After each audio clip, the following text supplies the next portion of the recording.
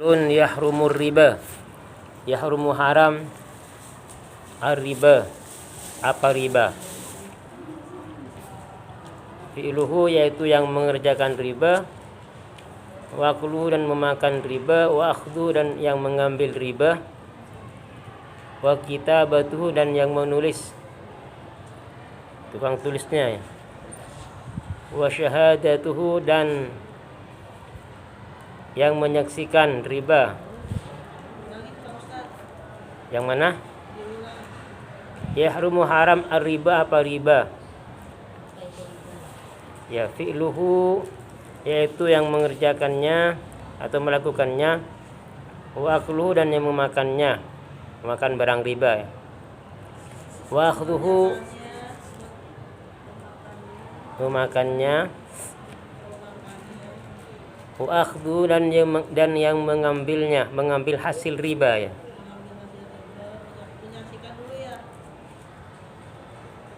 Wa kitabatuhu dan yang menulis riba.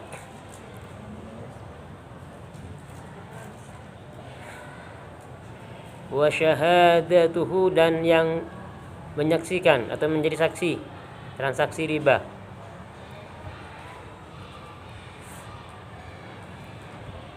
Wa hilatuhu dan yang merekayasa riba. Jadi riba ini termasuk dosa besar, Bu ya. Dosa besar itu diantara pertama yang paling besar ialah syirik kepada Allah. Setelah itu membunuh. Itu urutannya ya. Termasuk dosa besar yaitu syirik yang pertama. Yang kedua ialah membunuh tanpa hak ya. Terus yang ketiga zina, urutannya ya, termasuk dosa besar. Lalu setelah itu makan riba. Jadi makan riba ini tergolong pada dosa besar, minal kabair.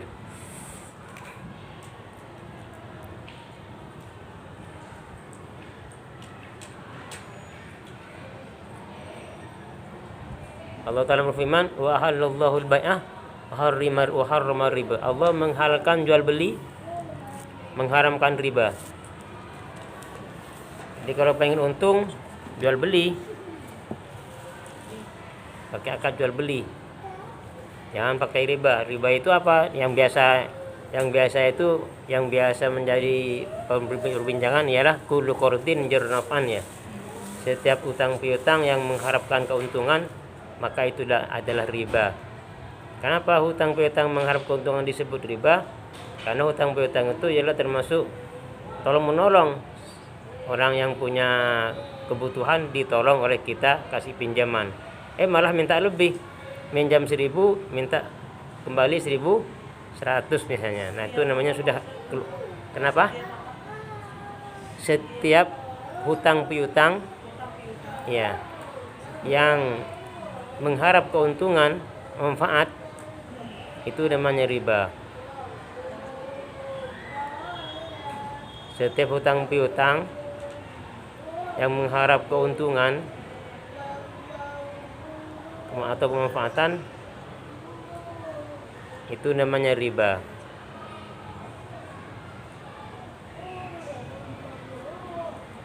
Jadi kalau pengen mendapat keuntungan, jangan menghutangkan, tapi bikin modal untuk usaha jual beli. Nah kalau jual beli nggak apa-apa.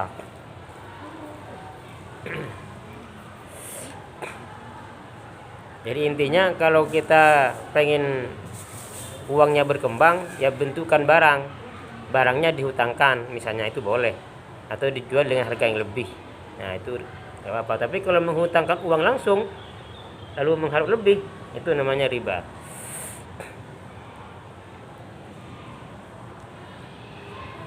Bahwa adapun riba, ini riba ini macam-macam ya.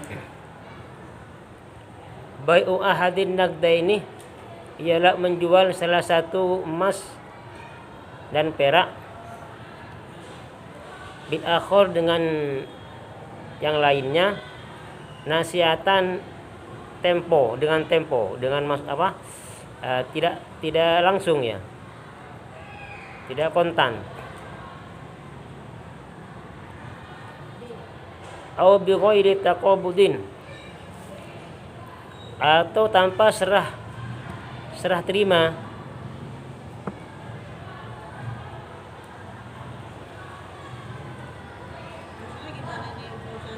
Ya, sebentar dijelaskan. Au bi jinsi, atau dengan jenisnya, salah satu naqdain, kadalik dengan cara seperti di atas.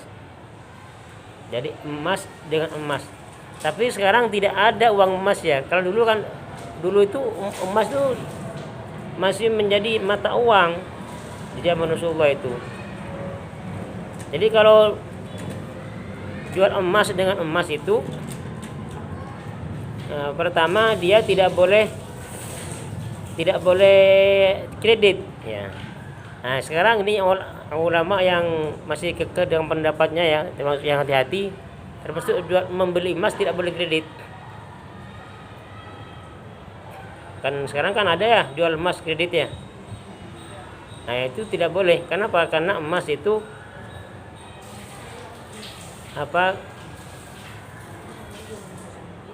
jadi begini, aslinya itu emas zaman dulu kan uang ya, di zaman Rasulullah ya, dengan uang emas, uang perak. Jadi kalau uang dengan uang itu nggak boleh kredit, harus kontan. Tapi kalau sekarang yang terjadi, emas itu kan bukan uang sebetulnya ya, sudah menjadi komoditi, sudah menjadi barang. Nah, makanya ulama kontemporer diantaranya yang diluluskan, yang diikuti oleh pemerintah Indonesia ya, itu mengikuti pendapat yang kedua, emas nggak apa-apa sekalipun kredit. Kenapa? Dianggapnya emas sekarang bukan uang, komoditi, jadi dianggap barang. Seperti yang terjadi contohnya nyicil emas di mana? Pegadaian kan ada ya, nyicil emas di Pegadaian. Itu sudah menjadi keputusan dari pemerintah Indonesia itu, mengikuti pendapat yang kedua. Karena emas itu, kenapa? Emasnya berupa antam, bukan perhiasan. Iya, tapi dianggap komoditi, bukan uang kan dia. Kalau di Pegadaian kan antam yang dikit. Iya. Jadi tetap itu, karena itu bukan uang, dianggap komoditi, dianggap barang jualan. Nah, itu boleh. Itu ulama yang kontemporer memperbolehkan seperti itu. Tapi kalau ulama yang sebagian lagi ulama tetap tidak boleh.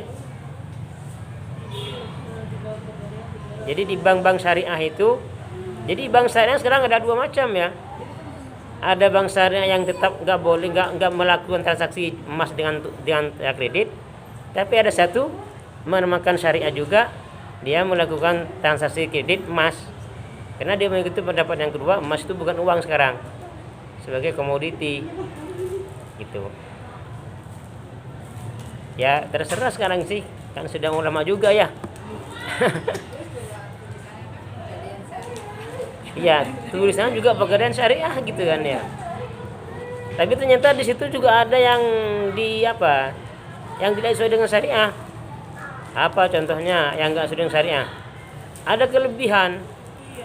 Contoh begini, kalau kita misalnya punya cicilan, punya hutang nih, misalnya motor nih, kita punya hutang motor, dia mengatakan syariah, sistem syariah ya. Tapi ketika pas pencicilan kita terlambat, ada dendanya. Iya, itu gimana Pak? Itu nggak boleh itu. Berarti Pegadaian nggak syariah dong. Nih Pak Ustadz, setahu saya ya, kalau mencicil antam di Pegadaian itu kan misalkan mau yang berapa kali, dan kalau udah lunas emasnya itu berupa lempengan itu baru diberikan. Kalau misalkan 3 bulan nyicilnya untuk setengah gram atau 1 gram. Iya. Itu selama kita pencicilan emasnya itu nggak dikasih. Kalau sudah lunas baru dikasih. Ya, makanya begini. Jadi jangan pakai, kalau menurut saya jangan pakai sistem jual beli itu caranya. Caranya kita nitip uang. Iya, cuma ya. Gitu sih. Hah? Tapi kan akadnya gimana kalau tahu? Akadnya kan sudah jelas di situ. Cicil. Enggak, tapi dia nangkep tahu ini ya kan nih, angkat itu naruh uang, dia bilangnya gitu. Nitip uang, nanti setelah sampai sekian, baru akan jual beli emasnya itu. Setelah terkumpul uang dengan jumlah nilai sesuai dengan harga emas itu, kita baru akan beli emas. Dia juga nawarinnya bilangnya nabung nggak apa-apa Ya ya. kalau nabung nggak apa-apa. Jadi bukan beli, kita bukan beli dengan kredit ya. Iya, tapi ibu bisa cicil. Mm-mm. Nanti setelah masa cicilannya baru masih bisa di Ya, dan itu langsung dia akan transaksi jual beli, nggak apa-apa.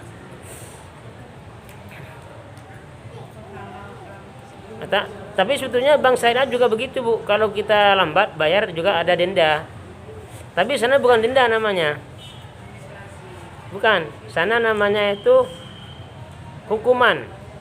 Jadi hukuman itu biar orang nggak ke depan, biar nggak nunda lagi, dihukum. Tapi bedanya begini. Hukuman bagi bank syariah itu uang hukuman itu nggak diambil oleh bank. Jadi misalnya ibu sekarang lambat 2 hari, dendanya berapa? 4.000 misalnya. Kalau 2 hari sehari 2.000, 2 hari 4.000. Nah 4.000 itu tidak masuk ke bank, dia langsung dilempar keluar untuk kemaslahatan umat, entah bikin WC umum gitu.